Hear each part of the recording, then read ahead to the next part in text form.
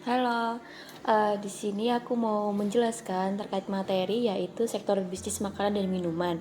Nah, di sini aku bareng sama 5 teman aku yang akan menjelaskan tentang PT Cimory yang berada di Bawen.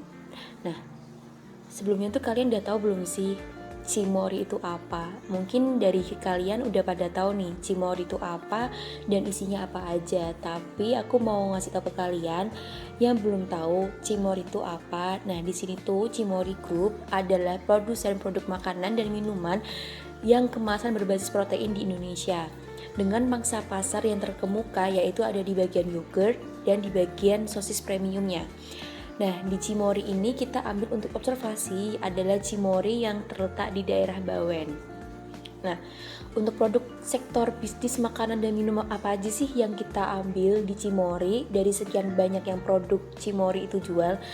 Nah, kita ini di sini ngambil produk makanannya itu ada sosis Kenzler dan minumannya itu ada di yogurt yang minuman cair. Nah, selanjutnya mungkin kita langsung masuk aja kali ya ke sesi wawancara dari kelompok kami ke pihak Cimory. Oke, mungkin untuk wawancara yang pertama yaitu bagaimana jika dalam pengiriman terdapat produk yang tidak layak atau sudah expired.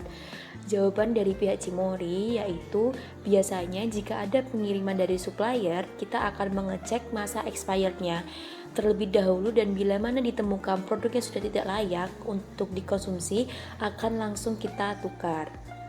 Untuk proses penukarannya itu kita yang pertama mengadakan retur atau pengembalian barang.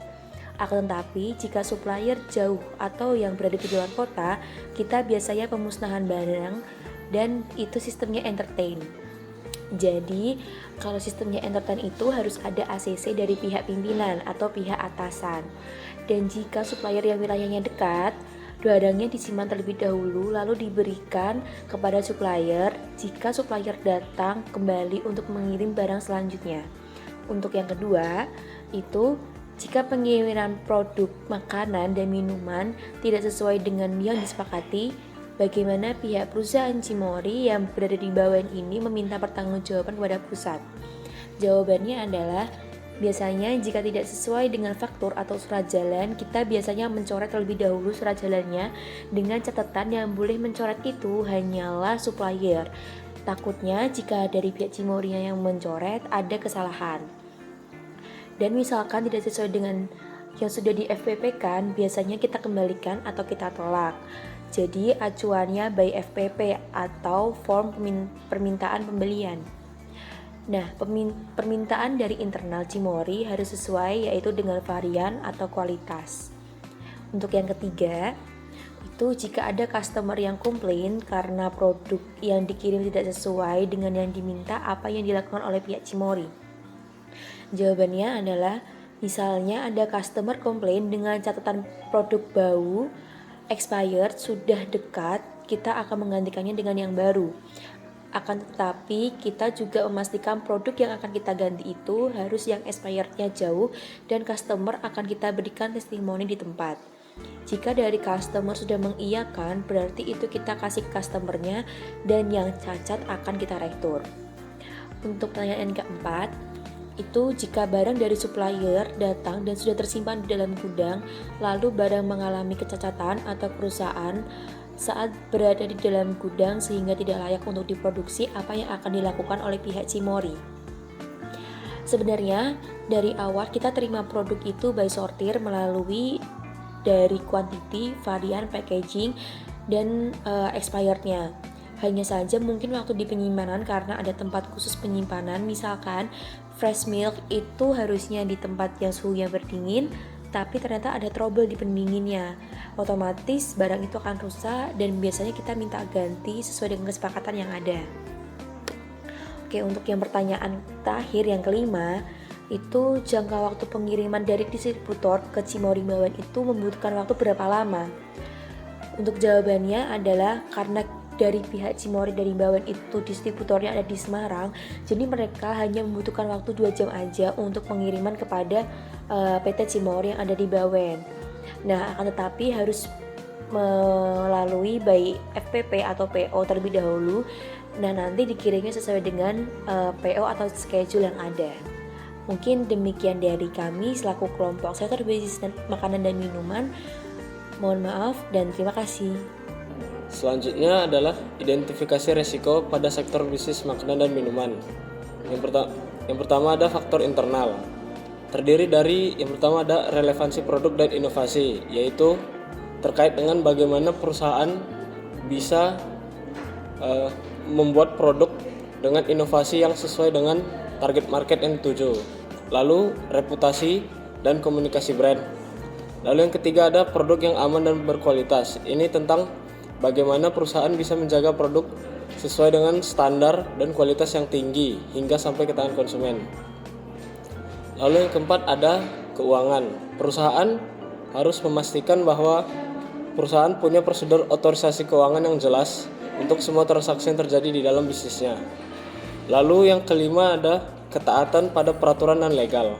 Perusahaan harus mematuhi segala peraturan yang berkaitan dengan bisnisnya, baik itu dari pendaftaran merek, izin usaha, kekayaan intelektual, dan lain-lain. Lalu yang keenam ada kontinuitas supply dan operasional. Perusahaan harus memastikan ketersediaan produk yang konsisten sesuai dengan standar yang diinginkan, yang pada akhirnya menjaga kepuasan konsumen. Lalu ada SDM dan kemampuannya. Ini berkaitan dengan bagaimana perusahaan bisa memiliki SDM yang berkualitas. Untuk SDM ini seringkali menjadi masalah yang besar dalam bisnis apapun. Mulai dari sulitnya mencari SDM yang sesuai, proses pelatihan, hingga bagaimana SDM yang berkualitas tadi bisa tetap mau bekerja di perusahaan. Lalu yang terakhir ada adaptasi dan implementasi digital. Perusahaan harus memiliki sistem kerja dan prosedur yang jelas dalam setiap fungsi bisnisnya, dibantu dengan sistem IT yang mendukung, misalnya sistem kasir yang terhubung pos online, sistem pembayaran digital, dan lain-lain. Lalu yang selanjutnya ada faktor eksternal. Yang pertama, adanya perubahan tren. Dengan perubahan zaman yang semakin pesat, membuat banyak tren yang semakin berkembang. Sehingga dalam bisnis makanan dan minuman harus melakukan kreativitas dengan menciptakan produk baru sehingga tidak ketinggalan zaman. Lalu yang kedua ada resiko munculnya kompetitor lain.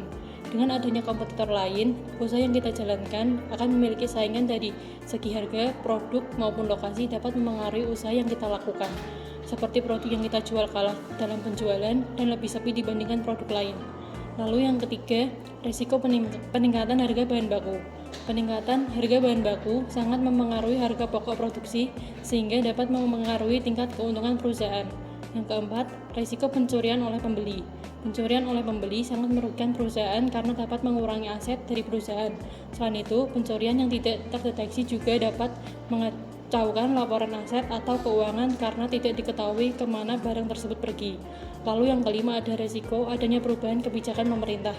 Pelaku usaha diharuskan membayar pajak sekian persen dari usaha mereka. Itulah mengapa saat ini konsumen yang membeli makanan maupun minuman di restoran harus dikenakan biaya tambahan sebesar 10%. Selanjutnya yaitu ada mengukur risiko pada sektor bisnis makan dan minuman. Nah, di sini dibagi menjadi beberapa dimensi bagian yang harus diukur. Yang pertama, ada frekuensi atau jumlah kejadian yang akan terjadi. Yang kedua, ada keparahan dari kerugian. Yang ketiga, yaitu ada dampak keseluruhan dari kerugian-kerugian. Nah, selanjutnya ada tipe resiko dan teknik pengukuran. Nah, di sini dibagi menjadi beberapa tipe resiko. Yang pertama, ada resiko pasar, yang kedua ada resiko kredit, yang ketiga ada resiko perubahan tingkat bunga. Yang keempat, ada resiko operasional, yang kelima ada resiko kematian, yang keenam ada resiko kesehatan, dan yang terakhir ada resiko teknologi. Selanjutnya di sini saya akan menjelaskan mengenai mengendalikan risiko pada sektor bisnis makanan dan minuman. Pemantauan dan tinjauan dilakukan untuk memastikan implementasi dari manajemen risiko agar dapat berjalan secara efektif dan sesuai dengan rencana, serta dapat memberikan umpan balik bagi penyempurnaan dari manajemen risiko. Dalam industri pangan terdapat sebuah prinsip yaitu HACCP, yaitu Hazard Analysis Critical Control Point. Nah, itu merupakan sistem jaminan mutu keamanan pangan atau produk yang mendasarkan pada kesadaran bahwa bahaya dapat timbul pada setiap titiknya. Nah, namun bahaya-bahaya tersebut dapat dicegah melalui pengendalian titik-titik kritis. Nah, sistem HACCP ini dapat dikatakan pula sebagai alat pengukur atau pengendali yang memfokuskan perhatiannya pada jaminan keamanan pangan. Nah, terdapat 7 prinsip dalam HACCP. Yang pertama ada analisis bahaya, yaitu identifikasi adanya bahaya dalam suatu proses yang dapat terjadi pada setiap tahapan proses, mulai dari produksi sampai siap dikonsumsi. Nah, yang kedua ada penentuan titik kendali kritis, yaitu identifikasi setiap tahapan di dalam proses yang apabila tidak dikendalikan secara baik dapat menimbulkan bahaya. Yang ketiga, batas-batas kritis ini adalah batas-batas toleransi yang ditetapkan yang tidak boleh dilampaui. Nah, jadi batas-batas tersebut dapat bersifat kuantitatif dan kualitatif. Nah, selanjutnya yang keempat ada pemantauan atau monitoring. Tindakan terencana untuk mengamati dan menguji efektivitas pengendalian suatu CCP. Nah, selanjutnya yang kelima ada tindakan koreksi. Jadi, tindakan koreksi ini merupakan sebuah upaya perbaikan yang terencana terhadap hasil pemantauan yang menunjukkan bahwa suatu CCP tidak dapat terkendali. Bila terjadi penyimpangan, hendaknya dikembalikan pada proses yang sebenarnya. Nah, yang keenam ada verifikasi. Jadi, verifikasi ini merupakan tindakan untuk meyakinkan apakah sistem HACCP ini dapat berjalan secara efektif dan sesuai dengan rencana. Yang ketujuh, ada pencatatan atau dokumentasi. Semua prosedur dan catatan berkenaan dengan prinsip-prinsip ini serta penerapannya perlu didokumentasikan. Perusahaan yang bergerak pada bidang sektor makanan dan minuman merupakan perusahaan yang terus mengalami perkembangan. Karena pada dasarnya semakin berkembangnya zaman, maka volume masyarakat juga semakin banyak. Maka dari itu kebutuhan masyarakat juga semakin banyak. Nah, pada perusahaan sektor makanan dan minuman ini perlu mengalami perkembangan tren ataupun teknologi, karena semakin banyak tren yang ada, maka perusahaan harus terus mengembangkan inovasinya terhadap produknya. Maka dari itu banyak juga terjadinya resiko yang terjadi pada sebuah perusahaan. Nah, resiko sendiri adalah kemungkinan terjadinya suatu peristiwa yang berdampak terhadap perusahaan tersebut, baik secara positif ataupun negatif. Nah, dari resiko ini terdapat beberapa bentuk. Yang pertama ada resiko murni. Resiko murni itu merupakan resiko yang mengalami kerugian. Yang kedua ada resiko spekulatif. Terjadi 3 kemungkinan, yaitu untung, rugi, atau untung dan rugi yang terjadi secara bersamaan. Yang ketiga ada resiko fundamental yang berasal dari lingkungan sekitar, entah itu berdampak positif maupun negatif. Nah, yang keempat ada resiko khusus, yaitu bersumber dari kegiatan manusia itu sendiri, sehingga mengakibatkan suatu kerugian maupun keuntungan.